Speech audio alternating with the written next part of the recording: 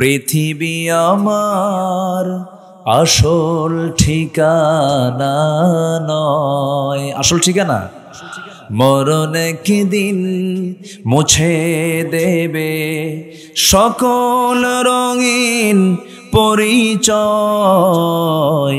পৃথিবী আমার আসল ঠিকানা নয়।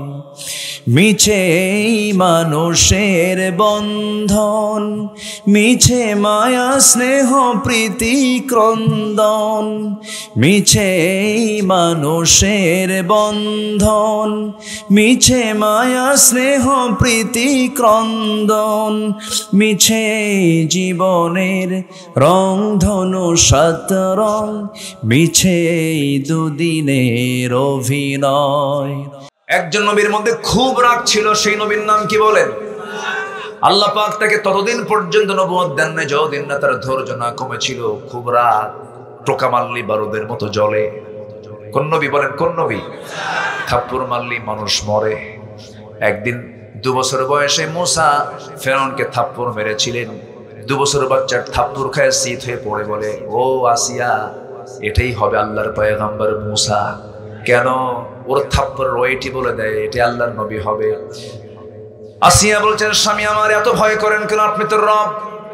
বলতেছেন না, টের পাইছি 2 বছর বাচ্চার যে থাপ্পড় খাইলাম, এটা মনে হয় না 2 বছর বাচ্চার, ওকে মেরে ফেলে দেব। আসিয়া বলছেন, স্বামী আমার, আপনি যদি 2 বছর বাচ্চার থাপ্পড় খায় শীত হয়ে পড়েন, এই কারণে যদি মেরে ফেলেন, জনগণ যখন জানবে আপনার সম্মানটা কোথায় যাবে? কে তাই তো আসিয়া কাউরে কইও না, ও থাকুক, আল্লাহকে ঠিক আছে বাসুক। সুবহানাল্লাহ। অসম্ভবকে সম্ভব করেন কে? কে করেন? কে করেন? কে করেন? শত্রুকে ঘরে লালন করেন কে? ফেরাউনের শত্রু হলো মূসা, কিন্তু সেই মূসাকে ফেরাউনের ঘরে ধীরে ধীরে বড় করলেন। আমার বন্ধুগণ, ধীরে ধীরে বড় হতে লাগলেন। কিন্তু থাপ্পড় মারা যার স্বভাব, অভ্যাস, মাঝে মাঝে তো প্র্যাকটিস হয়েই থাকে। একটু বড় হয়েছে, এক যুবক বেয়াদবি করে বারবার, প্রচন্ড রাগ উঠে গেছে। রাগের ঠেলায় হাত আগায় দিচ্ছেন, মারছেন থাপ্পড়। কিছু কিছু লোকের হাত আগে চলে না, মারছে থাপ্পড়। থাপ্পড় মারার সঙ্গে সঙ্গে মরে গেছে। এবার সঙ্গে সঙ্গে মূসা বলছেন, আরে কি কাণ্ড হয়ে গেল? আমি ওকে শাসন করার জন্য থাপ্পড় মারলাম, তুই ঠিক হয়ে যা, কিন্তু মরে গেছে। আমি তো মারার নিয়তে মারি নাই, মেরে ফেলার জন্য মারি নাই। আল্লাহ, মার্ডার কেসের আসামি আমি নই, তুমি আল্লাহ, তুমি মারছো। আল্লাহু আকবার বলেন। মূসা, তোমার থাকা যাবে না, দেশ ছাড়ো, হিজরত করো। ইব্রাহিম আলাইহিস সালাম হিজরত করেছেন, মূসা আলাইহিস সালাম হিজরত করেছেন, আমার নবী মুহাম্মদ সাল্লাল্লাহু তিনিও হিজরত করেছেন। আল্লাহর পয়গম্বররা আরামে দিন যাপন করতে পারেন না। আশাদ্দুন নাসি বালাউল আম্বিয়া ফাল আমসাল সুম্মাল আমসাল। প্রত্যেক মানুষের মধ্যে সবচেয়ে বেশি বালা মুসিবতের সম্মুখীন হয়েছেন আল্লাহর নবীরা। আগুনে ফেলে দেওয়া হয়েছে কোন নবীকে বলেন? বলেন বলেন বলেন। সমুদ্র বক্ষে নিক্ষেপ করে মাছের পেটে রেখেছেন কোন নবীকে বলেন? এত মুসিবত এসেছে, তারপরও তারা বলেছেন, আল্লাযীনা ইযা আসাবাতহুম মুসিবাতুন ক্বালু ইন্না লিল্লাহি ওয়া ইন্না ইলাইহি রাজিউন। জোরে বলুন আল্লাহু আকবার। যত মুসিবত, যত বালা এসেছে, সব জায়গায় তারা আল্লাহর উপরে তাওয়াক্কুল করেছেন, আল্লাহর উপরে ভরসা করেছেন। মূসা আলাইহিস সালাম থাপ্পড় মারলেন, থাপ্পড় মারার সঙ্গে সঙ্গে মরে গেছে, হিজরত করতে বাধ্য হলেন। আল্লাহ বলছেন, যাও, দেশ ছাড়ো, তোমাকে মেরে ফেলবে, তোমাকে বাঁচাবে না। চলে গেলেন যেদিকে চোখ চলে যায়। চলতে চলতে মাদিয়ান নামক এলাকায় চলে গেছেন। কূপের ধারে দাঁড়িয়েছেন, প্রচন্ড ক্ষুধা। কূপের ভিতর থেকে পানি তুললেন, পান করলেন, জীবনের শক্তি ফিরে পেলেন। সামনের দিকে তাকায় দেখেন, সামনে 2টা মহিলা সামনে বালতি নিয়ে দাঁড়ায় আছে।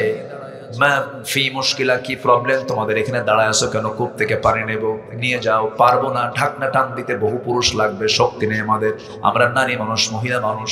আল্লাহ পাক দৈহিক শক্তি পুরুষকে বেশি দিয়েছেন না নারীকে বেশি দিয়েছেন? দোষ কার? আল্লাহর। আল্লাহর দোষ। ওরা কয় সমান অধিকার চাই। সমান অধিকার হবে কেমনে? গায়ের শক্তি কার বেশি? কার বেশি? সমান সমান হলে সংসার হতো? বলেন, সমান সমান হলে সংসার হতো? তুইও যা, আমিও তাই। তুইও যা, আমিও তাই। সমান সমান হবে না তো কখনো, খালি ঘুষাঘুষি হবে, খালি ঘুষাঘুষি। আমার বন্ধুগণ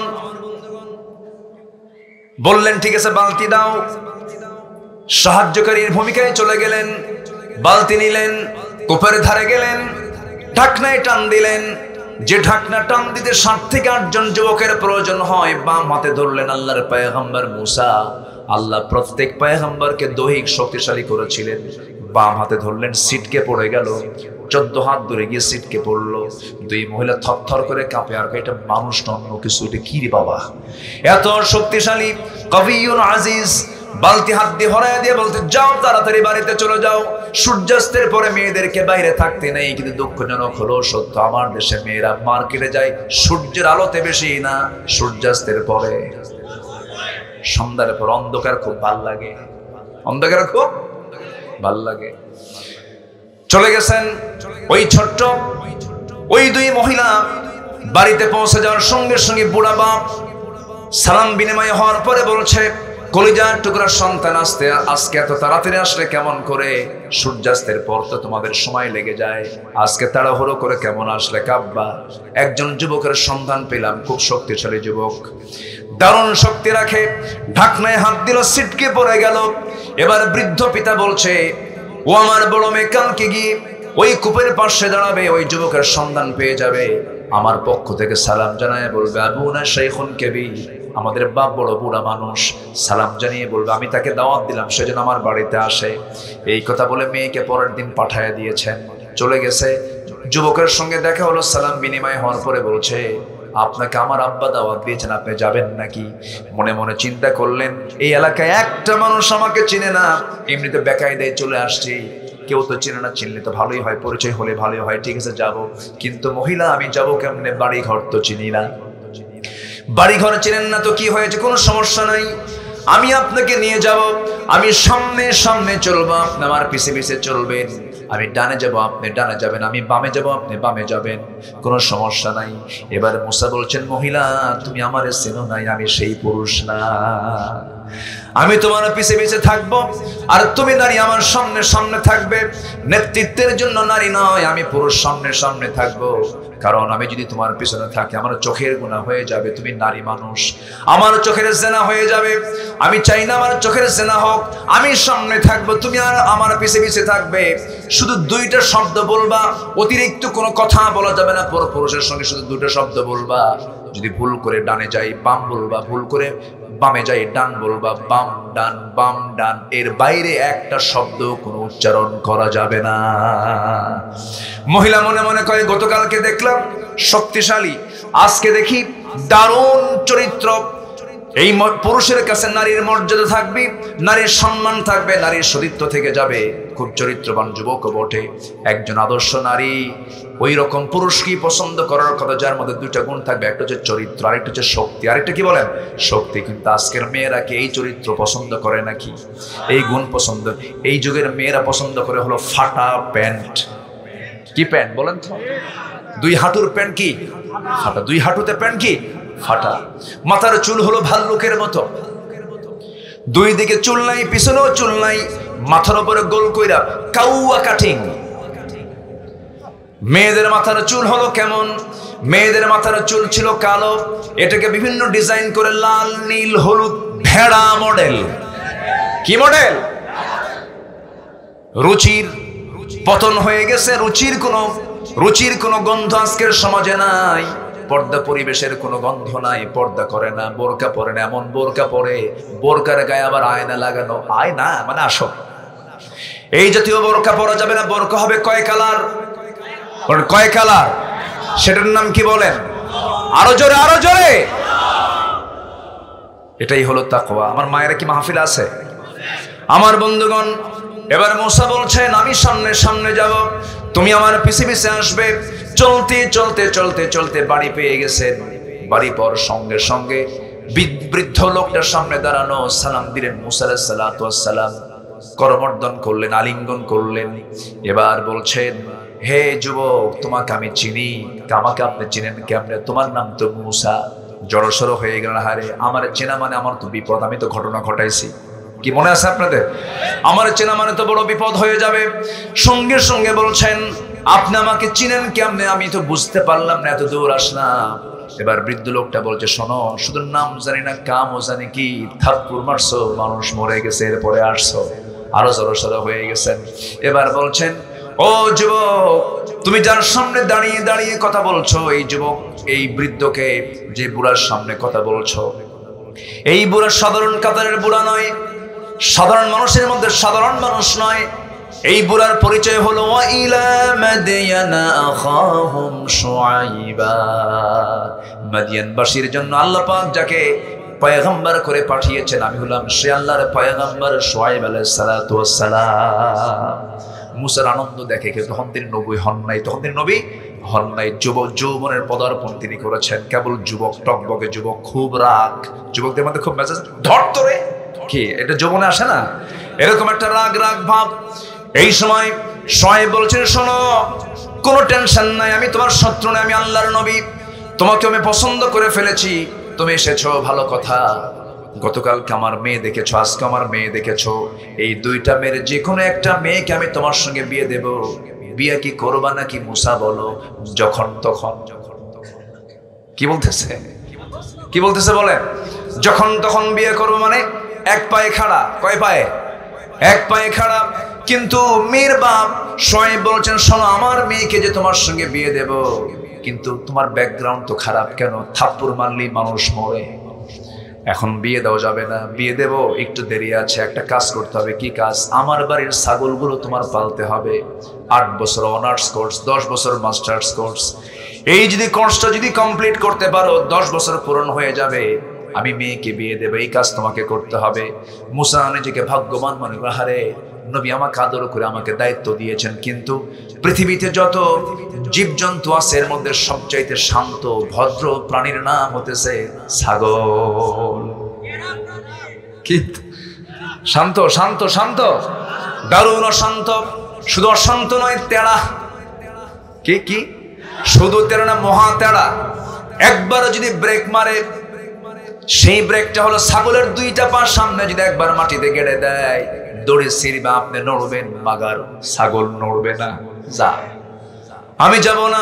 সেই ছাগল পালার দায়িত্ব আল্লাহ রাব্বুল আলামিন প্রত্যেক নবীকেই দিয়েছেন, তার অংশ হিসেবে আল্লাহ পাক মুসাকেও দিয়েছেন 10 বছর। ইবনে কাসির বলছে, তার তাফসিরে লিখেছেন, সর্বশেষ দিন 10 বছর পূর্ণ যে দিন পূর্ণ হবে, সেই শেষতম দিনে ছাগলগুলো নিয়ে তিনি বাড়িতে ফিরছিলেন। হঠাৎ করে একটা ছাগল পাল থেকে একদিকে একদম দৌড় মারলো। সেই দৌড় মারা ছাগলের দিকে মুসাও দৌড়ান, ছাগলও দৌড়ায়। বলেন তো নবীর সঙ্গে পারবে নাকি? আসতে বলেন, নবীর সঙ্গে পারবে নাকি? এই পৃথিবীতে সবচেয়ে কাদের গায়ে শক্তি বেশি ছিল বলেন? নবীদের গায়ে। আল্লাহ পাক আমার নবীর মধ্যে 100 জন জান্নাতি পুরুষের শক্তি দান করেছিলেন। জোরে কান সুবহানাল্লাহ। কয়শো? 100। আমার নবীর গায়ের শক্তিটা সবচাইতে কি বেশি ছিল, এবং সুন্দর ছিলেন সবচাইতে বেশি। আমার বন্ধুগণ, শেষ পর্যন্ত কি হলো? ছাগলগুলো নিয়ে আসার পথে একটা ছাগল একদিকে দৌড় মেরেছে। সেই দৌড় মারা ছাগলের পিছনে পিছনে তিনিও দৌড়ান, ছাগলও দৌড়ায়, পিছনে তিনিও দৌড়ান। শেষ পর্যন্ত ধরে ফেললেন ছাগলটাকে। ধরে ভাবলেন যে মেরেই ফেলবো রে। খেপে গেছেন, রেগে গেছেন। 2 হাতে শক্ত করে ধরে শূন্যে চড়ায় নিয়েছেন। মারবেন, আসার মেরে মেরে ফেলবেন। লক্ষ্য করে দেখেন বেচারা ছাগলটার চোখ মুখে দারুণ ভয়, খুব কাঁপতেছে ভয়ে। ওইদিকে লোমকূপ দিয়ে ঘামগুলো টপ টপ করে পড়তেছে। মুসা মনে মনে চিন্তা করলেন, তোরে মাইরা কি লাভ? তুই তো ছাগল। পাগলে কিনা বলে, ছাগলে কিনা খায়, মেরা তোরে লাভ কি? আস্তে করে 2 পা ছেড়ে দিয়া ছাগলটাকে বুকের মধ্যে আলিঙ্গন করে নিয়ে আদর করলেন, তাকে মোহাব্বত করলেন, ভালোবাসা দিলেন, দয়া মায়া প্রকাশ করলেন। আল্লাহ বললেন, মুসা তোমার রাগ কমে গেছে, নবুয়ত দিয়ে দিলাম। জোরে বলেন সুবহানাল্লাহ। তাহলে ধৈর্যের দরকার আছে না নাই? এই যে বসে আছেন, এটা কি? জোরে করে এটা কি বলেন? ধৈর্য। নামাজ আগে না ধৈর্য আগে? ধৈর্য। ধৈর্য ছাড়া নামাজ হবে? কিছু কিছু মুসল্লি আছে খালি গাউসুল খায় মসজিদে গেলে, আছে না? খালি ঘড়ি দেখে। ঘড়ি দেখবে কি ইমাম না মুসল্লি? কারণ ঘড়ি দেখার দায়িত্ব কার? ইমামের। আর এখন ঘড়ি দেখে কারা? মুসল্লি দেখেন হুজুর, ও সবচেয়ে বড় বেয়াদব। আসতে কোন কেন? আসতে কোন কেন? ঘুরে দেখার দায়িত্ব কে নেবে? ইমাম। উনি ওনার পছন্দ অনুযায়ী আলোচনা করবেন, কথা বলবেন, নামাজ পড়াবেন। এই জায়গায় কোনো মুসল্লির কোনো ইন্টারফেয়ার চলবে না। আদব যদি না থাকে সব শেষ হয়ে যাবে। আমরা আদব রক্ষা করব, জোরে বলি ইনশাআল্লাহ। বাবা ছেলে কথা বলছে, আওয়াজ বেশি হবে কার? আস্তে কয়, আরো জোরে বলেন, আরো জোরে বলেন। আর এখনকার বাচ্চাদের আওয়াজ বেশি না বাপের আওয়াজ বেশি? বেশি বলছো বাপ, আছে কিনা? এক ধমক খায় বাপ থরথর করে কাঁপে আর মরে, মুরবি খুন্দি। বাপ বদদোয়া দেয়। আসে না এরকম সন্তান বহু? আসে না নাই? ছুরি নিয়ে বাপকে মারতে আসে। কেন আসে জানেন? এটার কারণ আছে। এগুলোর কারণ হলো শিক্ষাটা ইসলাম দিতে পারি নাই, কোরআন সবক দিতে পারি নাই। এই কোরআনের সবক যে সিনায় থাকবে, আমি হলফ করে বলবো পৃথিবীর কোন বিদ্যাশ্রমে কোন আলেমের বাপকে দেখতে পাবেন না, কোন হাফেজের বাপ মাকে দেখতে পাবেন না। বাংলাদেশের গাজীপুরে যান, আমি পরিদর্শন করেছি, ভিজিট করেছি। ওখানে কোন আলেমের বাপ নাই, আলেমের মা নাই। আছে সেখানে ইঞ্জিনিয়ারের বাবা, ডাক্তারের মা, বড় বড় অফিসারের মা, বিসিএস ক্যাডারের মা। ওরা ওদের মাকে নিয়ে বউর সাথে একসঙ্গে থাকতে লজ্জা পায়। বউ খিটখিট করে, সন্তানরা খিসমিস করে। কিন্তু ইসলাম যদি থাকতো সন্তানদেরকে সেই সুযোগই দিত না। আমার মা আগে তোরা পড়ে, ঠিক কিনা? কোরআনকে প্রশ্ন করুন, কোরআন বলে দাও। টাকা পয়সা দিয়েছি, কোথায় খরচ করবো আল্লাহ বলে দাও। এক নাম্বার খরচের খাতটা কি? ইয়াসআলুনাকা মাযা ইউনফিকুন কুল মা আনফাকতুম মিন খায়রিন ফালিল ওয়ালিদাইনি ওয়াল আকরাবিন। জোরে বলুন আল্লাহু আকবার। খরচ করবে কোথায়? এক নাম্বার হলো বাপ মার জন্য, এরপরে নিকটতম আত্মীয় স্বজনদের জন্য। এই জন্য আমার বন্ধুগণ, আমাকে আপনাকে সিদ্ধান্ত নিতে হবে। আমি ভুল করেছি, দিনগুলো শিখে নেব, ইসলাম শিখে নেব, কোরআন শিখে নেব। সন্তানদেরকে কোনো ক্রমে দিনী শিক্ষা ছাড়া আগে অন্য শিক্ষার দিকে নিয়ে যাব না। ডাক্তার হবে, হাফেজ ডাক্তার হবে, ইঞ্জিনিয়ার হবে, হাফেজ ইঞ্জিনিয়ার হবে, এরপরে জজ হবে, হাফেজ জজ হবে, এমপি হবে, আলেম এমপি হবে, ইঞ্জিনিয়ার হবে, আলেম ইঞ্জিনিয়ার হবে, এরপরে মেজর হবে, হাফেজ মেজর হবে, ডাক্তার হবে, হাফেজ ডাক্তার হবে। এরকম করে করে যদি সব জায়গায় এরকম ইলমেওয়ালা লোকগুলো যদি সেটেল হয়ে যায়, অন্তত সেই ইঞ্জিনিয়ার কখনো রডের বদলে কখনো বাঁশ দেবে না। কি কথা কি বুঝতেছেন? কথা কি বুঝতেছেন? আল্লাহ বোঝার তৌফিক দান করুন, জোরে বলি আমিন। তাহলে প্রত্যেকটা গ্রামে আমরা ফজর নামাজ বাস্তবায়ন কমিটি গড়ে তুলবো ইনশাআল্লাহ। সবাইকে রাজি আছেন? যদি আজকের মাহফিলের ফলাফল যদি দেখেন যে জুমার মুসল্লির চাইতে ফজরের মুসল্লি মসজিদে বেড়ে গেছে, ভাবতে হবে আপনার গ্রাম হয়ে গেছে মাদক মুক্ত, নেশা মুক্ত একটা আদর্শের গ্রাম হয়ে গেছে। আল্লাহ কবুল করুন, আল্লাহ কবুল করুন। আল্লাহ মনে থাকবে তো? আল্লাহ আল্লাহ আল্লাহ। আপনি কি রাগ করতেছেন নাকি আমার কথায়? আমরা কিন্তু নিজেরাই ধরা খেয়ে যাই মাঝে মাঝে। ওমরে ফারুক একদিন মাঝে মাঝে, ওমরে ফারুক রাদিয়াল্লাহু তাআলা আনহু, আচ্ছা ঠিক আছে, হ্যাঁ আসবে তো। কি যেন বলতেছিলাম, ভুলে গেলাম। ওমরে ফারুক রাদিয়াল্লাহু তাআলা আনহু মাথার মধ্যে একটা কিছু ঢুকিয়ে দিলে হেরে যায় অন্য কিছু, তাই না? আসবে, সমস্যা নাই। ওমরে ফারুক নাম শুনছেন তো সবাই? কয় নম্বর খলিফা বলেন তো? 2 নম্বর খলিফা। বহুদিন আগে এক মাহফিলে বললাম, ওমরে ফারুককে চিনেন কে? সামনে দিকে এক ছেলে দাঁড়ায় বলে, হুজুর চিনি। কে? আমাদের বাড়ির দোতলায় ভাড়া থাকে। এটা সেই ওমর না, এটা হচ্ছে অর্ধজাহানের শাসনকর্তা, একদম আড়ম্বর নয় অনাড়ম্বর জীবনের অধিকারী। পাঞ্জাবির পিছনে ছেঁড়া, একা একা চলে, ফকিরি জীবন, কুঠির ঘরে তার জীবন চালিয়েছেন সাইয়্যিদনা ওমর ফারুক রাদিয়াল্লাহু তাআলা আনহু। জনগণের ঘুমের কষ্ট না হওয়ার কারণে, জনগণ যেন ঘুমে কষ্ট না পায়, রাতের বেলা তিনি খালি পায়ে হাঁটতেন, যেন জুতার সাথে সাথে যেন পাথরের ধাক্কায় শব্দ তৈরি হয়ে আমার নাগরিকের যেন ঘুম নষ্ট না হয়। যেরকম সুবহানাল্লাহ। আর নেতা আসিতেছেন ঢাকা থেকে, 3 ঘন্টা হাইওয়ে বন্ধ। ওই নেতৃত্ব মানি না আমরা, ঠিক কিনা? আল্লাহ বোঝার তৌফিক দান করুন, জোরে বলি আমিন। সেই ওমরে ফারুক বলছেন যে দেখো তো হুযায়ফা, আমি তোমার কাছে আসছি কি জন্য? আমি হুযায়ফার কাছে আসছি এই জন্য, আমি ওমর, তোমার কাছে আমার রাসূল মুনাফিকদের একটা তালিকা দিয়েছেন, সেই তালিকার ভিতরে আমি ওমর আমার নামটা আছে নাকি একটু দেখো তো, আমি মনে হয় ওমর মুনাফিক হয়ে গেছি। আরে এই কথা শোনার সঙ্গে সঙ্গে হুযায়ফা কেঁদে কেঁদে বলছেন, ভাই ওমর, আপনি আমার কাছে এসে কি বললেন?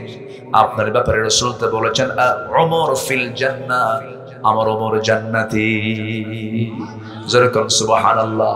কিন্তু সন্দেহ করেছেন আমি যেন মুনাফিক হয়ে গেছি।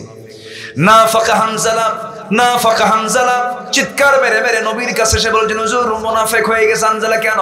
আপনার সামনে দুনিয়ার কথা মনে হয় না, বাড়িতে গেলে পরে বউ বাচ্চার কথা মনে হয়। হুজুর হুজুর আমি বুঝি হানজালা মুনাফিক হয়ে গেছে। সঙ্গে সঙ্গে রাসূল বলছেন, না রে না হানজালা, বিয়ে আমার সুন্নত, ব্যবসা আমার সুন্নত, আমার উম্মতের বৈরাগ্য হলো জিহাদের ময়দান। হানজালা তুমি মুনাফিক হও নাই। জোরে কোন সুবহানাল্লাহ। আমার বন্ধুগণ, নাম্বার 2 হলো ইবাদত কবুলের জন্য নাম্বার 2 শর্ত হলো নামাজ অলসতা ত্যাগ করতে হবে, নামাজটা সুন্দর করে পড়তে হবে। আসসালাতু আলা ওয়াক্তিহা ইন্নাস সালাতা কানাত আলাল মুমিনিনা কিতাবাম মাওকুতা। সময় মতো নামাজ পড়ব আমরা। সবাইকে রাজি আছেন? রাজি আছেন ইনশাআল্লাহ? 5 ওয়াক্ত নামাজ পড়বেন। কার একটা হাত তুলে দেখেন তো দেখি, জোরে বলি ইয়া আল্লাহ ইয়া রহমান। আমাদেরকে ফজর, যোহর, আসর, মাগরিব, ইশা 5 ওয়াক্ত সালাত আদায় করার তৌফিক তুমি আল্লাহ দিয়ে দাও।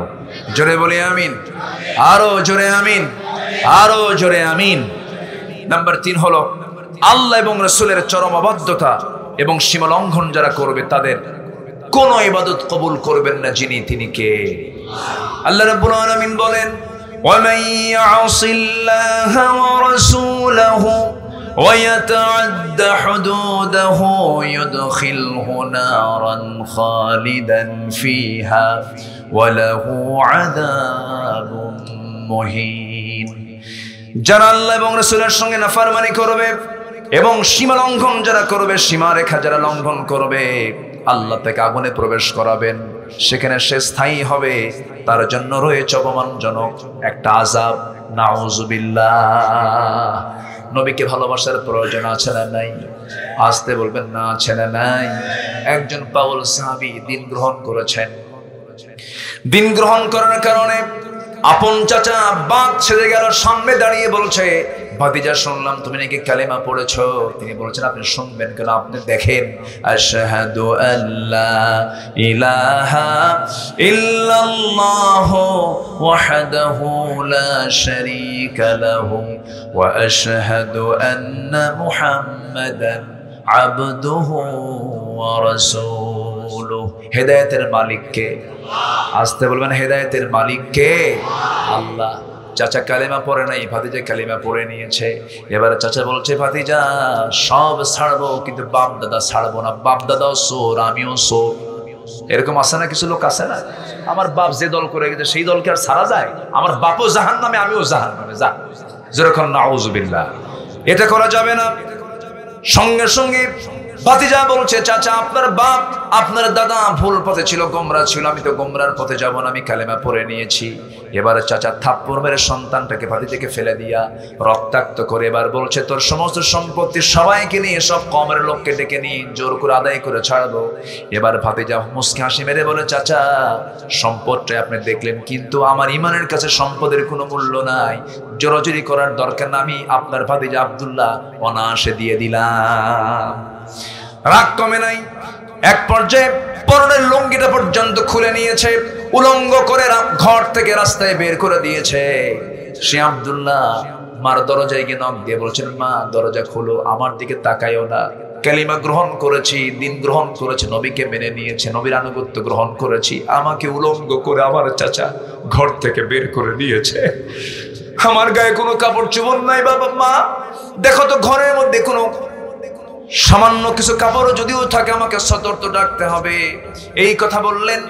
মা ঘর থেকে এক খণ্ড কাপড় তার হাতে দিয়ে দিল। সে এক খণ্ড কাপড় দিয়ে কোনো মতো শতটা ঢাকলেন আব্দুল্লাহ। এবার বলছেন, মা পৃথিবীর কোনো দরবার ভাল লাগে না, আমার শ্রেষ্ঠ দরবার আমার নবীর দরবার। মা আমার জন্য দোয়া করো। আমি রওনা দিলাম। শীতকাল, প্রচন্ড শীতের ভিতরে একাকী রওনা দিয়েছেন, পায়ে হেঁটে রওনা দিয়েছেন, চলে গেছেন মদিনায়। নবীর হুজরাখানার সামনে, দরজার সামনে গিয়ে করাঘাত করছেন, নক করছেন। আমার নবীজি দরজা খুলে দেখেন থরথর করে কাঁপতেছে একজন যুবক, গায়ে কোনো কাপড় চোপড় তেমন নাই। কিচ্ছু বললেন না, ভিতরে ঢুকলেন। আমার নবীর ব্যবহৃত সুন্দর দুইটা জুব্বা আস্তে করে বাইরে বের করে দিয়ে বলছেন, আব্দুল্লাহ জুব্বা পড়ো। হুজুর, আমার চাচা আমার শরীর থেকে কাপড় চোপড় খুলে নিয়েছে। রাসূল বলছেন, তোমার চাচা তোমাকে উলঙ্গ করে বিদায় করে দিয়েছে, আর বিশ্বনবী তোমার গায়ে তার নিজের গায়ের জুব্বা উপহার দিয়ে দিয়েছে। কোনো টেনশন নাই। আব্দুল্লাহ, তুমি কি বলতে চাও বলো? তুমি কিছু চাও নাকি আল্লাহর কাছে? হ্যাঁ চাই। কি? আল্লাহ যেন আমাকে মৃত্যুর রাসপাত শহীদ হিসেবে কবুল করে নেন। আমার নবীজি দুহাত উঁচু করে আল্লাহর দরবারে দোয়া করছেন, ও আল্লাহ, আমার কলিজার টুকরা আব্দুল্লাহর জান মালকে তুমি আল্লাহ কাফের বেঈমানদের জন্য হারাম করে দাও। আল্লাহু আকবার বলেন। এই দোয়াটা যখন করলেন, সঙ্গে সঙ্গে আব্দুল্লাহর মন খারাপ হয়ে গেল। আব্দুল্লাহ বলে ফেললেন, ইয়া রাসূলুল্লাহ, আমি চাইলাম কি, আপনি করলেনটা কি? আমি তো শহীদ হতে চাই, আপনি যদি আমার জানমাল কাফের বেঈমানদের জন্য হারাম ঘোষণা করে দেন, আমি শহীদ হব কেমনে? রাসূল বলছেন, আব্দুল্লাহ রে, বুঝতে ভুল, তুমি এমন চিন্তা করো কেন?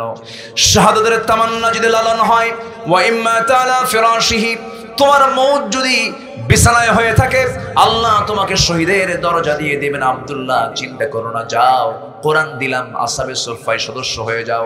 জোরে জোরে কোরআন পড়েন, চিৎকার করে কোরআন পড়েন। এই অবস্থা দেখে সাহাবীরা বিরক্ত হয়ে নবীর কাছে এসে নালিশ করেন, হুজুর, নতুন একজন সাহাবী আসছে। কে? আব্দুল্লাহ। জোরে জোরে কোরআন পড়ে, সেজন্য আস্তে আস্তে কোরআন পড়ে। রাসূল বলছেন, আব্দুল্লাহর ব্যাপারে তোমরা কিছু বলতে যেও না, কারণ আব্দুল্লাহ ঈমান আনতে নিয়ে আমাকে মহব্বত করতে গিয়ে দুনিয়া বিক্রি করে সেই ঈমানটাকে টিকে রেখেছে। জোরে কোন সুবহানাল্লাহ। আব্দুল্লাহ জোরে জোরে পড়ুক, কেউ বাধা দিও না। আমার নবীজি তাকে কাছে কাছে রাখতেন। যুদ্ধের ডাক চলে এলো, আমার নবীজি মদিনা থেকে অভিযানে বের হলেন। রাসূল বলছেন, আমার আব্দুল্লাহ কোথায়, আমি ওকে সাথে নেব আজকে। সাথে নিয়ে রওনা করলেন, চলে গেলেন সেই অভিযানে। অভিযান শেষ হয়ে গেল, ফেরত আসার সময় আমার নবীর কাছে সংবাদ আসলো, হুজুর, আপনার প্রিয় সাহাবী আব্দুল্লাহ মারাত্মক আহত, মারাত্মক অসুস্থ। রাসূল বলছেন, আমরা আব্দুল্লাহর সেবা করো, শুশ্রূষা করো। 3 দিন পর আমার নবীর কাছে নিউজ চলে আসলো, হুজুর, আপনার প্রিয় সাহাবী কলেজের টুকরা আব্দুল্লাহ আর দুনিয়াতে নাই। আমার নবীজি কান্নায় ভেঙে পড়লেন। এবার বলছেন, সাহাবীরা, আমার আব্দুল্লাহর জানাজার নামাজটা আমি কাউকে পড়াতে দেব না। রাসূল বলছেন, ও আমার সাহাবীরা, তোমরা প্রস্তুতি নিয়ে নাও, গোসলের আয়োজন করো, জানাজার জন্য কাফনের কাপড় পরায় দাও। আব্দুল্লাহর জানাজার ইমামতের দায়িত্ব আমি রাসূল নিজের কাঁধে তুলে নিয়েছি। জানাজা শেষ হয়ে গেল। জানাজা সম্পূর্ণ হওয়ার পর রাসূল বলছেন, সাহাবীরা রে, আমার কলিজার টুকরা আদরের দুলা আমার আব্দুল্লাহ, কবরটা তোমরা কোথায় খনন করেছো? হুজুর, ওই যে 2 পাহাড়ের চিপায়। রাসূল বলছেন, সাহাবীরা রে, ও আমার সাহাবীরা, আব্দুল্লাহর কবরে আমাকে নিয়ে যাও। রাসূল চলে গেলেন, কবরের সামনে দাঁড়ায় বলছেন, সাহাবীরা, আমার আব্দুল্লাহর কবরে আব্দুল্লাহকে রাখার জন্য আমি কাউকে দায়িত্ব দেব না। আমি রাসূল নিজে নেমে আমার কলিজার টুকরা আব্দুল্লাহকে কবরে শোয়া দেব। আমার নবীজি নিজে নামলেন, নিজে নেমে বলছেন, আবু বকর ডানে নামো, ওমর বামে নামো। কয়জন নামলেন? 3 জন নামলেন। আমার নবীজি হাতটা গায়ে দিলেন। আমার নবীজি হাতটা গায়ে দিয়ে বলছেন, ওরে আমার সাহাবীরা, আমার কলিজার টুকরা আব্দুল্লাহকে হাতে তুলে দাও। হাতে তুলে দেওয়ার সঙ্গে সঙ্গে রাসূল বলছেন, আবু বকর মাথাটা ধরো, ওমর পাটা ধরো। 3 জন মিলে কবরে শোয়া দিলেন। শোয়া দেওয়ার পর নবীজি দোয়া পড়তে লাগলেন। দোয়া পড়তে পড়তে এক পর্যায়ে বুকের উপরে হাতটা রেখে বলছেন, আরশের মালিক আল্লাহ, এই মুহূর্ত পর্যন্ত, এই সময় পর্যন্ত আমি রাসূল, আমি আব্দুল্লাহর উপরে সন্তুষ্ট আছি, রাজি আছি। ও আল্লাহ, দয়া করে আমার আব্দুল্লাহকে তুমি আল্লাহ কবুল আর মঞ্জুর করে নাও। আমার নবীজি এমন করে যখন দোয়া করছিলেন, সেই সাহাবী, যে সাহাবীর নাম সাদ বিন আবি ওয়াক্কাস, সমুদ্র তরঙ্গ ঘোড়ায় চড়ে পাড়ি দিয়েছিলেন। সেই সাদ বিন আবি ওয়াক্কাস রাদিয়াল্লাহু তাআলা আনহু চিৎকার মেরে হাত উঁচু করে আল্লাহর সামনে দোয়া করে বলছেন, আহারে পোড়া কপাল আমি সাদ, আজকে যদি আমি জীবিত সাদ না হয়ে যদি ওই কবরের বাসিন্দা হতাম, কত ভাগ্য আমার ভালো হতো যে কবরবাসীকে দাফন করার জন্য আমার পৃথিবীর সেরা সেরা মানুষ 3 জন তার কবরে নেমে যায়। জোরে কোন সুবহানাল্লাহ। আমার ভাইরা, এই জন্য নবীর আনুগত্য আমরা করব, ঈমানকে আমরা লালন করব, যত্ন করব। আমার বন্ধু, ইবাদত কবুলের শর্ত হলো 10টা। কয়টা বলেন? 10টা। 3 নাম্বার চলে, নাম্বার 4 হলো আল্লাহর সঙ্গে শিরিক করা। শিরিক করলে দোয়া কবুল হবে না, ইবাদত কবুল হবে না। ইন্নাল্লাহা লা ইয়াগফিরু আন ইউশরাকা বিহি ওয়া ইয়াগফিরু মা দুনা যালিকা লিমান ইয়াশা ওয়া মান ইউশরিক বিল্লাহি ফাকাদ যাল্লা যালালাম বাঈদা। সূরা নিসা আয়াত নম্বর 116। শিরিক করবে যে জান্নাত পাবে না, সে শিরিক করবে যে জান্নাত হারাম হয়ে যাবে তার জন্য। আমার বন্ধুগণ, শনিবারে মাস কাটা যাবে না, মঙ্গলবারে বিয়ে দেওয়া যাবে না, বৃষ্টির দিন বিয়ে করা যাবে না, সকালবেলা বাকি দেওয়া যাবে না। আছে এগুলো, আছে আছে আছে আছে। এগুলো বিশ্বাস করা হালাল না হারাম? হালাল না হারাম? হারাম। যাও মাজারে গিয়ে সেজদা দিয়ে আসো, সেখানে কিছু কি দিয়ে আসো? ছাগল দিয়ে আসো, কুত্তা দিয়ে আসো। এগুলো হারাম। এগুলো কি বলেন? এগুলো কি বলেন তো? হারাম। এগুলোর ধারে পাশে আমরা যাবো না। জোরে বলি ইনশাআল্লাহ। আরো জোরে বলি ইনশাআল্লাহ। যেটা শিরক, সেই শিরকের ঠিকানা হবে জাহান্নাম। শিরকের ঠিকানা হবে কি? জাহান্নাম। শিরকের জন্য জাহান্নাম। ওয়া ইউশরিক বিল্লাহ ফাকাদ হারামাল্লাহু আলাইহিল জান্নাহ। আমরা শিরকের ধারে পাশে যাব না কখনো। সবাই রাজি আছেন তো ইনশাআল্লাহ? আল্লাহ কবুল করুন। জোরে বলি আমিন। আরো জোরে বলি আল্লাহুম্মা আমিন। নাম্বার 5, সামনে পেছনে যারা পরনিন্দা করবে তাদের কোনো দোয়া কবুল হবে না। আছে এরকম লোক? আছে। ওয়াইলুল লিকুল্লি হুমাযাতিল লুমাযাতিনিল্লাযী জামা'a মালান ওয়া আদ্দাদা ইয়াহসাবু আন্না মালাহু আখলাদা। নাম্বার 6 হলো আল্লাহকে যারা ভুলে থাকবে, মন্দ কাজের যারা আদেশ করবে তাদের কোনো দোয়া কবুল হবে না। আল মুনাফিকুনা ওয়াল মুনাফিকাত বা'দুহুম মিন বা'দ ইয়া'মুরুনা বিল মা'রুফ ইয়া'মুরুনা বিল মুনকারি ওয়া ইয়ানহাউনা আনিল মা'রুফ ওয়া ইয়াকবিদুনা আইদিয়াহুম নাসুল্লাহা ফানাসিয়াহুম ইন্নাল মুনাফিকিনা হুমুল ফাসিকুন। মুনাফিক যারা, তাদেরকে আরেকটা আল্লাহ পাক লকব দিচ্ছেন, ওরাই ফাসিক। তাহলে মুনাফিক যারা হয় ওরা আবার কি হয় বলেন? এই কার লকব? এই লকবগুলো কে দিয়েছেন বলেন তো? যারা মুনাফিক হবে তারা আবার কি বলেন? মানে মুনাফিক হওয়ার সঙ্গে সঙ্গে সে আবার কি হয়ে যায়? ফাসিক হয়ে যায়। শেষ করে দিই। হ্যাঁ, চালাবো? আলোচনা চলো, হুজুর মরুক।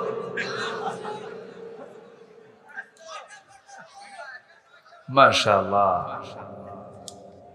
যে আজকের মাহফিল, মাশাআল্লাহ, আমি খুবই খুশি হয়েছি। এত দ্রুত আপনারা মাহফিলে চলে আসছেন। আলহামদুলিল্লাহ বলেন। জোরে বলি আলহামদুলিল্লাহ।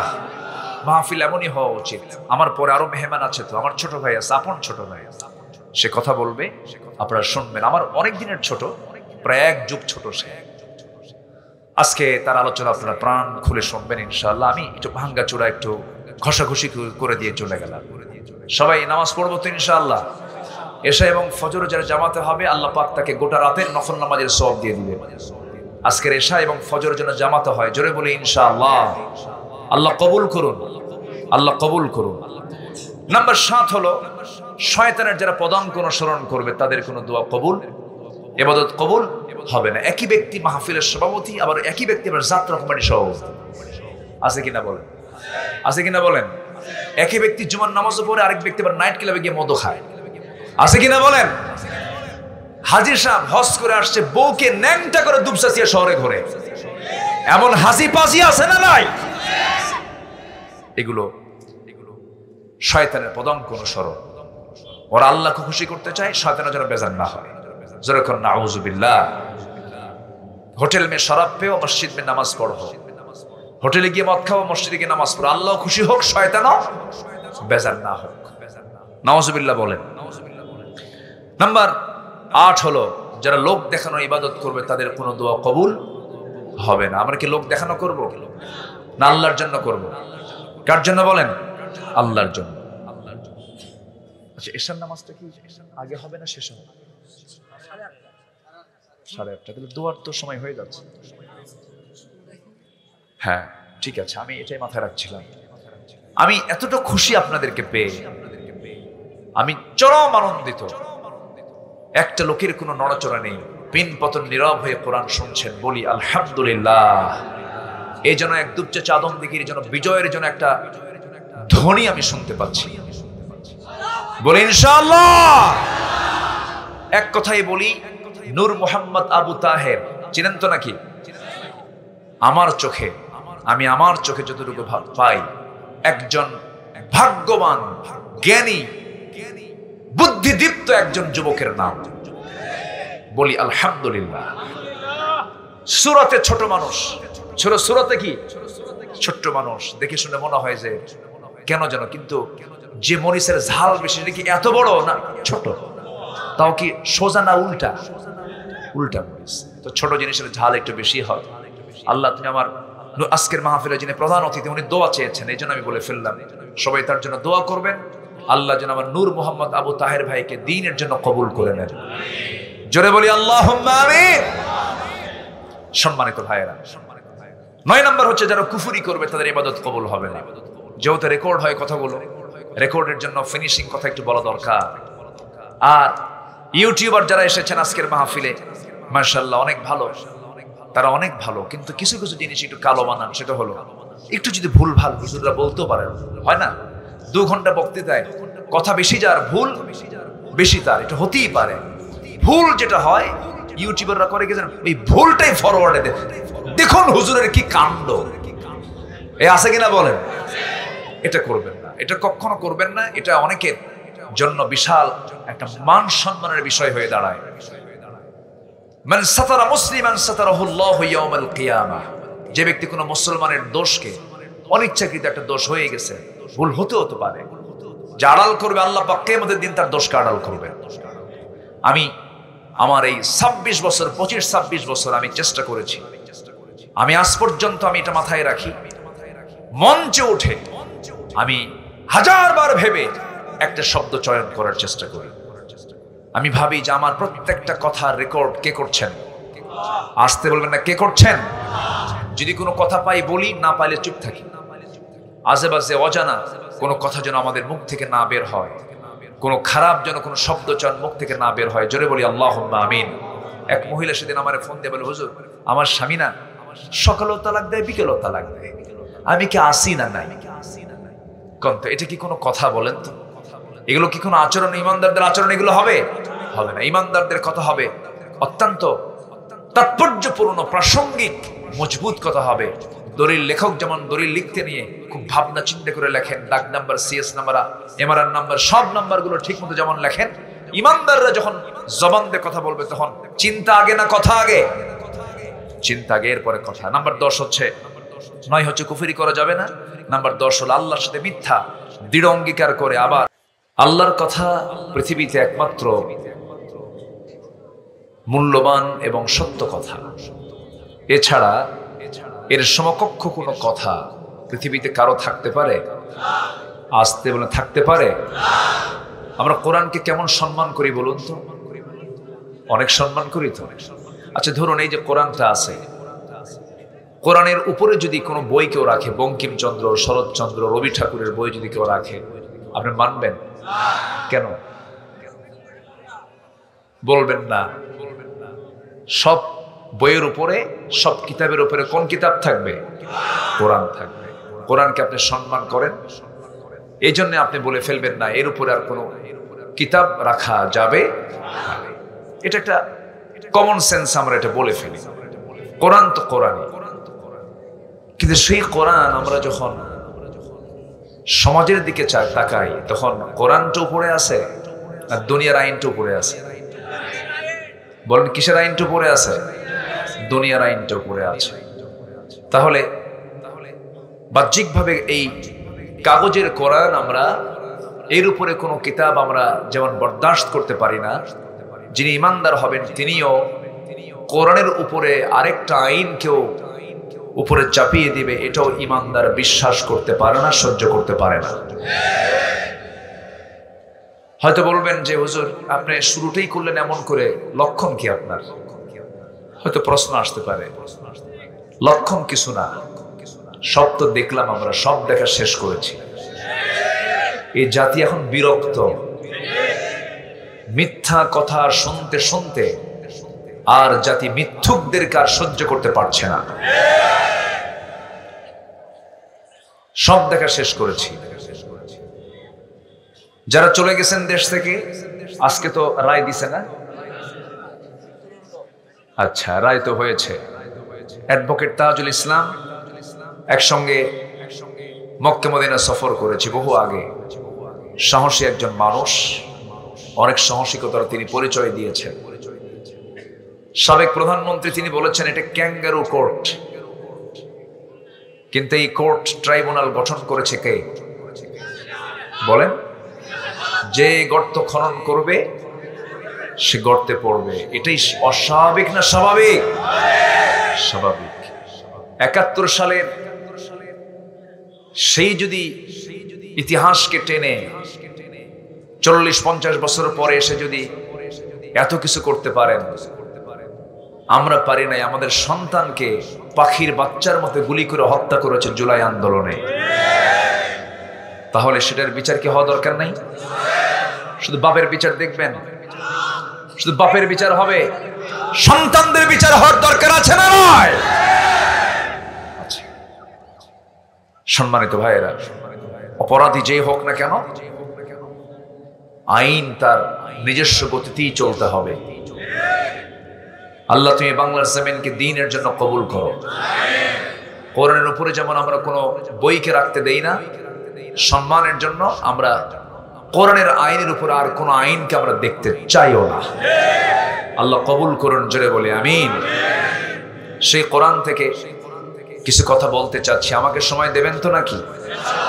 খুব সুন্দর টাইম আমি পেয়েছি। এটাই হলো মাহফিলের আলোচনার উত্তম টাইম। মাঝে মাঝে কিছু কিছু মাহফিলে গিয়ে উঠায় দেয় রাত ৩টার দিকে। রাত ৩টার দিকে কথা বলা মানে কি জানেন? পাগলের সাথে ঘর সংসার করা। আমরা খুব সুন্দর একটা সুইটেবল টাইম পেয়েছি। আমি খুব অল্প সময়ে একটা বিষয়ে ধারণা দিতে চাই। আমরা যে এখানে বসে আছি, আমরা কি এমনি বসে আছি না ইবাদত করছি বলেন তো? মনে হয় এরকম? মনে হচ্ছে তো নাকি? আমরা এখানে বসে আছি কিসের কিসের কিসের মানে কিসের নিয়তে বলেন তো? ইবাদত। আমরা ইবাদত করতে এসেছি এখানে। বিড়ি খাওয়া কোন ইবাদত বলেন তো? এটা কি ইবাদত না? তাহলে এটা কি বলেন? কয় যে কিচ্ছুই না। অনেকে বলে হুজুর এটা কিচ্ছুই না। কিছুই না কোনো উত্তর হয় বলেন? আমরা কোনো কাজ মানে অর্থহীন করব না। সব কাজের মধ্যে যেন অর্থবহ ভাবটা থাকে। আমরা এমন ভাবে সকল কাজের আঞ্জাম দেব, জোরে বলি ইনশাআল্লাহ। আমরা ইবাদত করতে এসেছি। আমরা বসে থাকা, দ্বীনের কথা শোনা, এটা একটা ইবাদত। এবং এই তেলাওয়াতে, এই আলোচনায় কোনো লস নাই। আল্লাহ রাব্বুল আলামিন বলেন, ইন্নাল্লাযীনা ইয়াতলুনা কিতাবাল্লাহি ওয়া আকামুস সালাতা ওয়া আনফাকু মিম্মা রাযাকনাহুম সিররান ওয়া আলানিয়াতান ইয়ারজুনা তিজারাতান লান তাবুর। সূরা ফাতিরের ভিতর আল্লাহ রাব্বুল আলামিন বলেন, নিঃসন্দেহে যারা আল্লাহর কালামকে তেলাওয়াত করবে, নামাজ যারা কায়েম করবে, এবং আমি যা দিয়েছি তা থেকে গোপনে প্রকাশ্যে যারা খরচ করবে, এই তিনটা কাজে তাদের কোনোদিন লস নাই। জোরে বলুন সুবহানাল্লাহ। আমরা লসে যাব না লাভে যাব? কার পরামর্শে? কার পরামর্শে? আল্লাহর পরামর্শে। আমার বন্ধুগণ, মানব জীবনে বান্দার যত কাজ আছে, কোন কাজ ইবাদতের বাইরে নয়। আপনার শৌচকার্যের প্রয়োজন, পেশাবখানায় যাবেন, সেটা মনে হয় ইবাদত নয়? আস্তে কয় বলেন, বলেন কি ইবাদত? আপনি রাত্রেবেলা স্ত্রীর সঙ্গে ঘুমাবেন, এটা আপনার জন্য ইবাদত। সহবাসে মিলিত হবেন, এটা আপনার জন্য ইবাদত। কিন্তু অন্যের বউ না, কিন্তু আবার এটা যেন নিজের বউ হয়। এখন তো স্বামী স্ত্রীর পরিচয় চাইতে এখন বয়ফ্রেন্ড গার্লফ্রেন্ডের পরিচয়টাই বেশি। এই মাইক এত সোঁসো করে কেন, শোনেন না আপনারা? মাইক হলো কই, দেখেন কেমন হচ্ছে, আপনি শোনেন না? একটু ক্লিয়ার রাখেন সম্মানিত ভাইয়েরা। তাহলে একভাবে রাখেন, বাস এভাবে আছে এভাবে রাখেন। এখন স্বামী স্ত্রী পরিচয়ের চাইতে এখন বয়ফ্রেন্ড গার্লফ্রেন্ডের পরিচয়টাই বেশি। কোন ছেলে যদি বলে আরেক ছেলেকে, এই তোমার কি গার্লফ্রেন্ড আছে? না তো, তুমি তো মানুষই না, তুমি তো আদিম যুগের মানুষ, তুমি তো আপডেট না। একটা যুবকের জীবনে গার্লফ্রেন্ড থাকবে না, এটা কি হলো? বলে ফেলে। বয়ফ্রেন্ড গার্লফ্রেন্ড মুসলিম কোনো ভাষা নয়, এটা হলো ইউরোপিয়ান আমেরিকান কালচার, ইউরোপিয়ান আমেরিকানদের ভাষা এটা, বয়ফ্রেন্ড গার্লফ্রেন্ড। ওই দেশে ধরেন মেসি, নাম শুনছেন তো? মেসির 4টা ছেলে আছে, তার 4টা ছেলে মেয়ে আছে। গার্লফ্রেন্ডের সঙ্গে তার পরিচয়, বিয়ে হওয়ার আগে 4 বাচ্চা হয়েছে। কি হওয়ার আগে? বিয়ে হয়ই নাই। সম্প্রতি শুনলাম যে 4 বাচ্চা হওয়ার পরে কয়েকদিন আগে নাকি বিয়ে হয়েছে। এটা হচ্ছে ওদের দেশের জন্য, ওদের কালচার এটা। কিন্তু মুসলমানদের জীবনে কি স্বামী স্ত্রীর সম্পর্ক ছাড়া কোনো গার্লফ্রেন্ড বয়ফ্রেন্ড থাকতে পারে? আসতে বলবেন না, থাকতে পারে? মাইকলা, আপনি মাঝে মাঝে এখানে এসে শুনবেন, এখানে দেখবেন যে এখানে ঠিক আছে কিনা, একটু খেয়াল করবেন। কমায় দিতে হবে একটু, হ্যাঁ, আওয়াজ একটু কমানো দরকার মাঝে মাঝে। হ্যাঁ, সম্মানিত ভাইয়েরা, তাহলে এই তো মুরব্বীও বুঝে, তো শুধু আমি বুঝি না, আমি কিছু বুঝি না। সম্মানিত ভাইয়েরা, তাহলে বয়ফ্রেন্ড গার্লফ্রেন্ড এগুলোতে যারা বিশ্বাসী, তারা কি কখনো এই দেশে ইসলাম কায়েম হোক, পর্দার বিধান জারি হোক, এটা কি চায়? আসতে বলবেন না, চায়? চায় না। সুদখোর যে সুদ খায়, ও কি কখনো ইসলামী আইন চাবে? চাবে না। মদের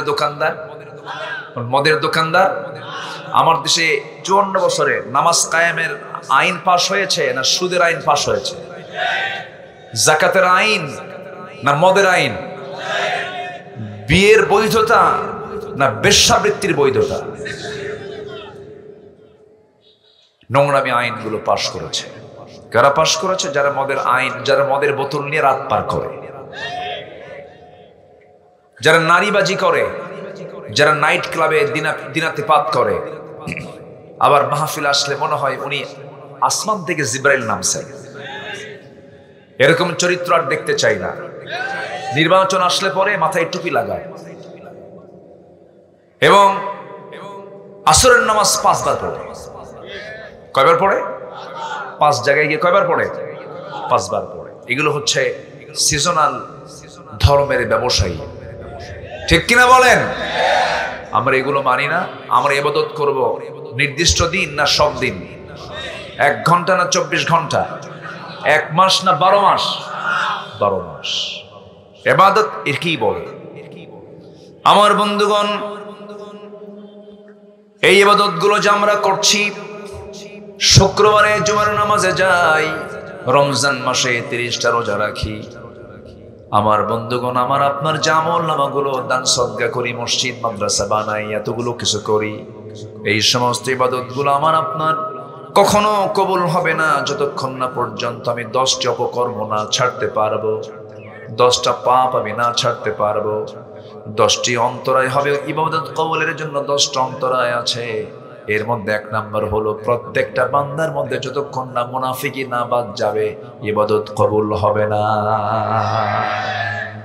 নামাজের মধ্যে বললো ইয়াকা না'বুদু ওয়া ইয়াকা নাস্তাঈন, আল্লাহ তোমারই ইবাদত করি। বাইরে আসে করে কি? আল্লাহর আইন বাদ দিয়ে অন্যের আইনের পিছনে দৌড়ায়। আছে কিনা? আছে কিনা? আছে কিনা? এটা কি ইবাদত না ভণ্ডামি? ভণ্ডামি। নামাজের মধ্যে স্লোগান দিল, যখন নিয়ত বাঁধে তখন কি? আরো জোরে, আরো জোরে। যখন রুকুতে যায় তখন কি? সেজদায় গেলে কি? সেজদা থেকে উঠতে কি? নামাজের স্লোগান সমাজেও কোন স্লোগান হবে? নামাজ এবং সমাজের স্লোগান হবে কি বলেন? আরো জোরে, আরো জোরে। যারা এই স্লোগানের সঙ্গে যারা সাংঘর্ষিক ভূমিকা পালন করেন, যারা বলেন যে নামাজে এই স্লোগান থাকবে, সমাজে এই স্লোগান থাকবে না, নতুন করে মুসলমান হতে হবে। জালো জালো, আগুন জালো, আমরা জ্বালাবো না, আমরা নিভাবো। আমরা কি করব? নিভাবো। রাগ করছেন নাকি আপনারা? শোনেন, 16 বছর কথা ছাড়ি নাই, এখন কথা বাদ দেব? আপনি বললেও তো বাদ দেব না, কথা বলতেই হবে। সম্মানিত বন্ধুগণ, তাহলে ইবাদত কবুলের জন্য সবচেয়ে বড় শর্ত হলো 10টা অপকর্ম ছাড়বো আমরা। নাম্বার 1 হচ্ছে মুনাফিকি ছাড়বো। মুনাফিক তো নাই, মুনাফিক দুচ্চেচি আছে, আদম দিকে আছে। মুনাফিকি করা যাবে? মুনাফিক হলো মুখে এক অন্তরে আরেকটা, ওয়াদা করলে ভঙ্গ করে, আর যখন না সারতে পারে তখন মুখ খারাপ করে। এরকম লোক আছে কিনা বলেন? আচ্ছা, এরপরে যখন কথা বলে তখন শুধু ঘন ঘন মিথ্যা কথা বলে। মিথ্যা কথার তালিকায় দেশে সবার আগে কারা? মুনাফিক তো ঠিকই আছে। কোন শ্রেণী, কোন ধরনের লোকগুলো সবচেয়ে বেশি মিথ্যা কথা বলে? বলে দেখেন, দেখছেন নেতারা বলে কি কয় রে? নেতারা মিথ্যা কথা বলে বলে বলে বলে বলে বলে বলে। বিগত প্রধানমন্ত্রী বললেন আমরা ক্ষমতায় আসলে পরে মদিনার সনদে দেশ চালাবো। দেখছেন কি মিথ্যা কথা বল। দল হলো অন-ইসলামী, আর বললো যে ক্ষমতায় গেলে পরে আমরা কিসের সনদে চালাবো? মদিনার সনদে চালাবো। মদিনার সনদে চালাই নাই তো, মোদির সনদে দেশ চালাইছে। এখন বসে আছে কার দেশে? হ্যাঁ, দেখছেন কি সুন্দর কথা বলে দিল। মামুবাড়ি দিল্লি শব্দটা এসেছে আল্লামা সাইদির মুখ থেকে 25 বছর আগে, 25 বছর। আর সেটা আল্লাহ পাক বাস্তবে রূপ দিলেন হলো 2024-এ এসে। উনি বলেছিলেন গাছের গোড়ায় নাড়া দেব, মামুবাড়ি দিল্লি গিয়ে পড়বা। রাজস্থান ছিল, চেন্নাই ছিল, হায়দ্রাবাদ ছিল, কলকাতা ছিল, আসামের গুয়াহাটি ছিল, ত্রিপুরার আগরতলা ছিল, নেপাল ছিল, ভুটান ছিল, শ্রীলঙ্কা ছিল, মায়ানমারের ইয়াঙ্গুন ছিল, বোনের বাড়ি লন্ডন ছিল, বিয়ে বাড়ি আমেরিকা ছিল। কোথাও পড়লো না, সোজা গিয়ে মামুবাড়ি। সম্মানিত ভাইয়েরা, সম্মানিত বন্ধুগণ, আমার বিশ্বাস টুডে এন্ড টুমরো বাংলার জমিন আল্লাহর দিন কায়েম হবেই হবে। জোরে বলি ইনশাআল্লাহ, আরো জোরে বলি ইনশাআল্লাহ।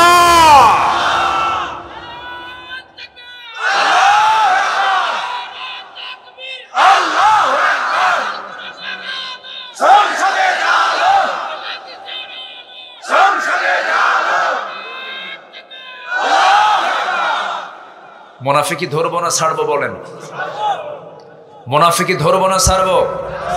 এই এলাকায় অথবা যে এলাকায় বলি, বলুন তো কোন ওয়াক্তে মানুষ বাড়িতে বেশি থাকে? বলেন কোন ওয়াক্তে? বলেন ফজর। সবচেয়ে কম জোহরে, আসরে, মাগরিবে, এশায় কম থাকে, কিন্তু ফজরে এই ওয়াক্তে সবচেয়ে বেশি লোক কোথায় থাকে বলেন তো? বাসায়। সবচেয়ে কম মুসল্লি কোন ওয়াক্তে? ফজরে। তো বাড়িতে থেকে কি করে? স্বপ্নে চতুর্থ আসমানে চলে যায় মেরাজ করতে। ঠিক আছে না? ওরা স্বপ্নে স্বপ্নে ঘুমের মধ্যে নামাজ পড়ে। আমার রাসূল বলে দিলেন, যে বাড়িতে পুরুষ আছে নামাজ ফরজ, মসজিদে আসে না, আমার মন চায় আমি রাসূল নিজে গিয়ে ওই বাড়িতে আগুন লাগাই দিই। কেউ তো নাউজুবিল্লাহ বললেন না। ঠিক তো ঠিকই কইলেন, কিন্তু ঠিক তো নাই। ফজরের সময় মসজিদে মুসল্লি নাই, আবার মাঝে মাঝে 3 জন থাকে। সেই 3 জনকে কি ইমাম, মুয়াজ্জিন আর খাদেম। চাকরি না থাকলে এই তিনটাও থাকতো না। বাস্তব বলছি কিন্তু আমি। বলুন তো আমাদের মসজিদগুলো কাঁচা না পাকা? আর আমার নবীর মসজিদ ছিল কি? কিন্তু ইমান ছিল, নামাজ ছিল পাকা। আর আমাদের মসজিদগুলো কি? পাকা। আর নামাজগুলো কি? কাঁচা। মসজিদে ফজর নামাজে মসজিদে মুসল্লি। মুনাফিককে চেনার জায়গা জোহর নয়, মুনাফিককে চেনার জায়গা আসর নয়, মুনাফিক চেনার জায়গা মাগরিব এশা নয়, মুনাফিক চেনার সময় হলো ফজর। ফজরের জন্য 65টা স্পেশাল ফজিলত আছে। ফজরের শুধুমাত্র 2 রাকাত সুন্নত নামাজটা আমার আল্লাহর কাছে খায়রুম মিনাদ দুনিয়া ওয়া মা ফিহা। রাকাতাই সালাতুল ফজর, ফজরের 2 রাকাত সুন্নত আমার আল্লাহর কাছে দুনিয়া এবং দুনিয়ার মাঝে যা কিছু আছে তার চাইতেও বেশি দামি হলো ফজরের 2 রাকাত সুন্নত নামাজ।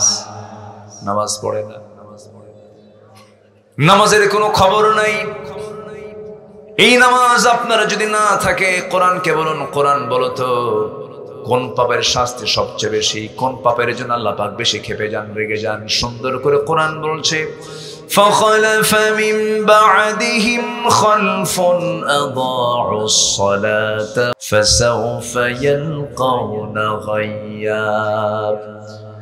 নামাজ যারা নষ্ট করবে, নফসের যারা দাসত্ব করবে, নফস যা চায় তাই যারা চাবে, এই 2টা অপকর্ম যাদের মধ্যে লুকানো থাকবে, বাস্তবায়ন থাকবে, আল্লাহ বলছেন আমি শুধু তাকে 7টা জাহান্নাম দেব না, এমন কিছু গর্ত দেব যে গর্তকে জাহান্নাম পর্যন্ত ভয় পায়, এমন ভয়ঙ্কর গর্ত। আমি তাকে জাহান্নামের গর্ত, গাই নামক গর্তের মধ্যে আমি তাকে ঢুকায়া ছাড়বো। নাউযুবিল্লাহ। গাই নামক গর্তের মধ্যে 7 শ্রেণী যাবে। কয় শ্রেণী বলেন? এর মধ্যে একটা শ্রেণী হলো যারা নামাজকে নষ্ট করবে। নাম্বার 2 হলো যারা বাপ মার হক আদায় করবে না। মনে হয় এমন সন্তান বুঝি দুপচাচি আদম দেখি নাই? হ্যাঁ, আছে আছে আছে আছে আছে। এমন কিছু অপরাধী ওই গাই নামক গর্তের মধ্যে যাবে যারা সুদের কারবার করেছে, জেনার কারবার করেছে, বুড়া জেনাকার, বুড়া হয়েছে, জেনা বাদ দেয় না। আছে না আছে না আছে না আছে না আছে না? এই সমস্ত অপকর্মগুলো আজকে সমাজে অ্যাভেলেবেল হয়ে গেছে। পাপকে আজকে মানুষ পাপই মনে করে না, দেখেও কিছু মনে হয় না। ওই লোকের মতো যার মেয়েকে বিয়ে দিয়েছে ঢাকার ট্যানারির আশেপাশে, ট্যানার আশেপাশে সুগন্ধ না দুর্গন্ধ? দুর্গন্ধ। গোটা দেশের সমস্ত চামড়াগুলো সেখানে গিয়ে প্রসেস হয়, পচা গন্ধ। মেয়েকে বিয়ে দিয়ে ওই ট্যানারির পাশে যখন মেয়েকে পাঠায় দিছে তার শ্বশুর বাড়ি, মেয়ে বাপকে ফোন দিয়ে বলে, আব্বা এমন জায়গায় বিয়ে দিছো, গন্ধে থাকতে পারছি না, তাড়াতাড়ি নিয়ে যাও। 10-12 দিন পরে বাবা তার মেয়েকে ফোন দিয়ে বলছে, মা তোকে আজকে নিয়ে আসবো আমাদের বাড়ি। সন্তান বলছে, বাবা আসার দরকার নাই, আগের পচা গন্ধে এখন খুব সুগন্ধ মনে হয়। কথা বোঝেন নাই? পচা জিনিসটাই তার কাছে ভালো হয়ে গেছে। আজকের সমাজে যাকাতের কোনো ব্যবহার নাই, সুদ। ঠিক কিনা? আজকে পর্দার পরিবেশ নেই, পর্দাহীনতা, বেহায়াপনা দিয়ে ভরে গেছে। যে দোকানে মহিলা দোকানদার, সেই দোকানে কাস্টমার কম না বেশি?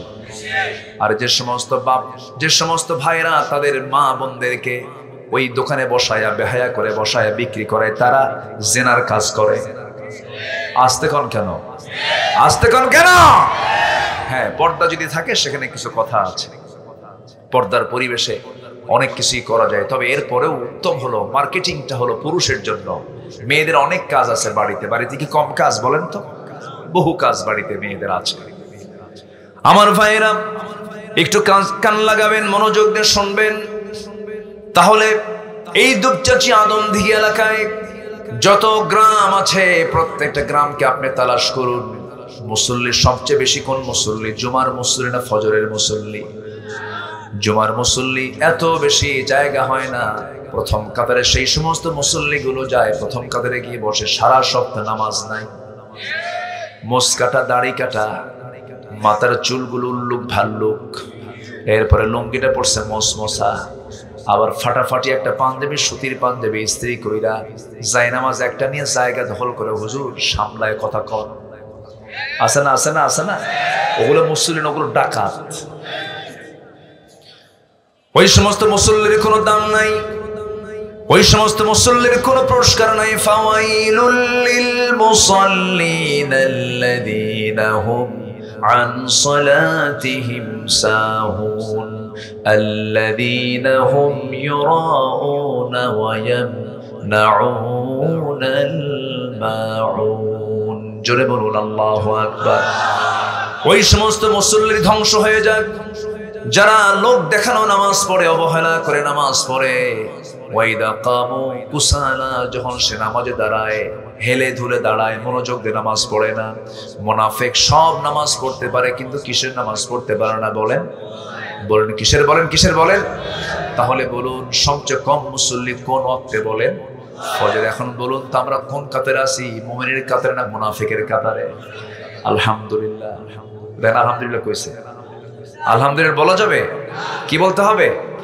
ফজর কি সবাই পড়তে রাজি আছেন? সবাই কি পড়তে রাজি আছেন? হাত নামান। আমার বন্ধুগণ, আমি বলতে চাই এখানে বহু গ্রামের লোক এসেছেন, পৌর এরিয়া। আপনার গ্রামকে আপনার দেখার দায়িত্ব আছে না নাই? আপনি নিজে একজন দায়িত্বশীল হয়ে যান। দাওয়াতি কাজ কি একার না সবার? আল্লাহ রাব্বুল আলামিন বলেন, ওয়ামান আহসানু কাওলাম মিম্মান দাআ ইলাল্লাহি ওয়া আমিলা সালিহান ওয়া ক্বালা ইন্নানি মিনাল মুসলিমিন। জোরে বলুন আল্লাহু আকবার।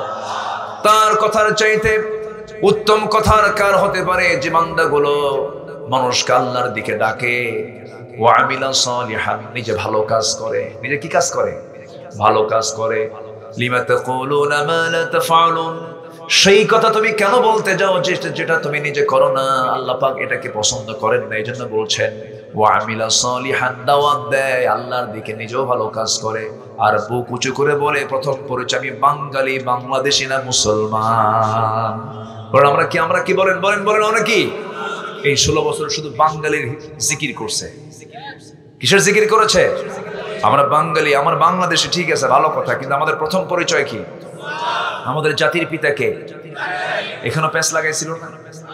প্যাঁচ লাগাইছিল কি না? প্যাঁচ ছুটায় দিছে সব, যা সব প্যাঁচ ছুটায় দিছে। জাতির পিতা হওয়া সস্তা না। বিড়ি খায় জাতির পিতা হওয়া যায় না। বিড়ি খাওয়া দেখছেন? দেখছেন হোক্কা টানা দেখছেন? কি টানটা টানছে, হ্যাঁ চড়ক চড়ক। হ্যাঁ, যে নেতৃত্বে নামাজ নাই, যে নেতৃত্বে আল্লাহর দিন নাই, সে আমার বাপও যদি নাতা হয়, ওই নেতৃত্বে মানি না, জুতা মারি, থুতু মারি।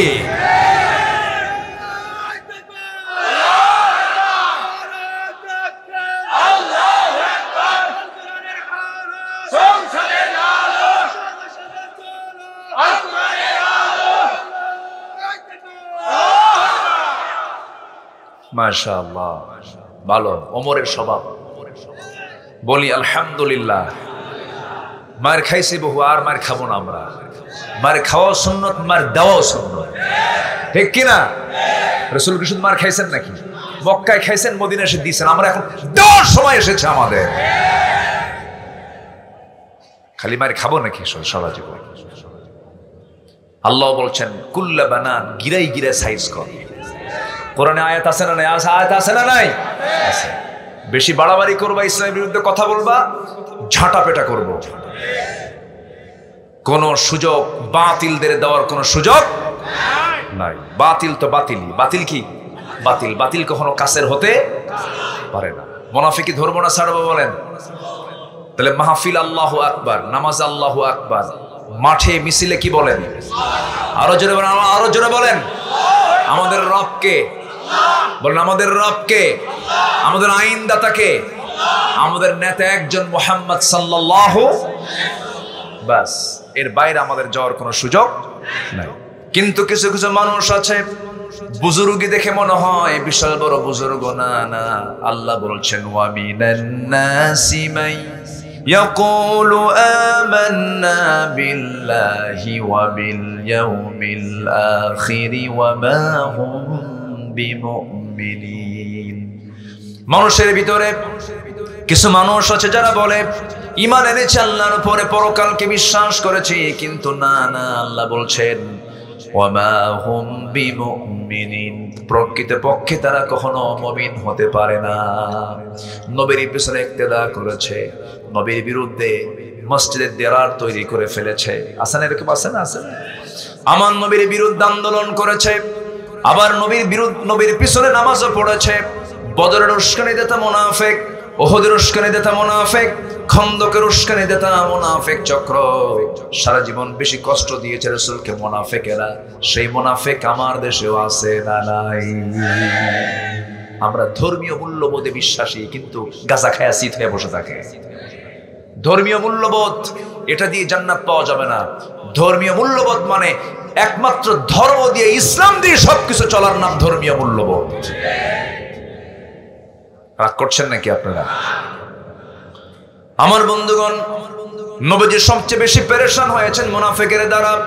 এই জন্য আল্লাহ রাব্বুল আলামিন রাসূলকে স্পেশাল বলে দিলেন, ইয়া আইয়ুহান নাবিয়্যু জাহিদিল কুফফারা ওয়াল মুনাফিকিন ওয়াগলুয আলাইহিম ওয়া মাআওয়াহুম জাহান্নাম ওয়া বি'সাল মাসীর। জোরে বলুন আল্লাহু আকবার। হে নবী, আপনি জিহাদ ঘোষণা করুন, সংগ্রাম ঘোষণা করে দিন কাফিরদের বিরুদ্ধে, মুনাফিকদের বিরুদ্ধে। মুনাফিক কোনো কাফের নয়, মুনাফিক কোনো মুশরিক নয়। মুনাফিক এক শ্রেণীর মুসলিম নামধারী যারা কালেমাও পড়ে, নামাজও পড়ে, রোজাও রাখে, কপালও কালো চিহ্ন, কিন্তু চরিত্র হলো মুনাফিক। আছে না নাই? আছে না নাই? সব নামাজ পড়বে, কিন্তু কি নামাজ পড়তে পারবে না? ফজর। আমি প্রত্যেক গ্রাম থেকে যারা এসেছেন সবাইকে বলবো, গ্রামের ভিতরে ফজর নামাজ বাস্তবায়ন কমিটি করবেন। যুবকরা তোমরা করবা। যুবকরা তোমরা এগিয়ে আসলে পরে দেশ এগিয়ে যাবে। যেমন এগিয়ে এসেছো, একদম দুপুরবেলা গিয়ে গণভবনে লাঞ্চ করছো, মুরগির রান খাইছো, ঠিক কিনা বলেন? যুবকরা তোমরাই পারবা সবকিছু চেঞ্জ করে দিতে। যুবকরা পৃথিবীকে গড়তে পারবে, পৃথিবীকে ভাঙতে পারবে। যুবকরা কোরআনটা বুকে নাও, নামাজটা লালন করো, গ্রাম কমিটি তৈরি করো, নামাজ কমিটি তৈরি করো, ফজর নামাজ বাস্তবায়ন কমিটি, গ্রামের তালিকা করো কোন বাড়িতে কোন পুরুষের জন্য নামাজ ফরজ। একদিন, দুদিন, 3 দিন, 4 দিন, 5 দিন, 7 দিন, 10 দিন দাওয়াত দিবা, সুন্দর করে বুঝাবা, কখনো ধমক দিবে না। উদউ ইলা সাবিলি রাব্বিকা বিল হিকমা, হিকমতের প্রজ্ঞার জ্ঞান যার নাই সে দাওয়াত দিতে ব্যর্থ হয়ে যাবে। ধমক দিয়ে দাওয়াত হবে না। দাওয়াতের জন্য দাওয়াত আগে দরকার না ধৈর্য আগে দরকার? বলেন কি আগে দরকার?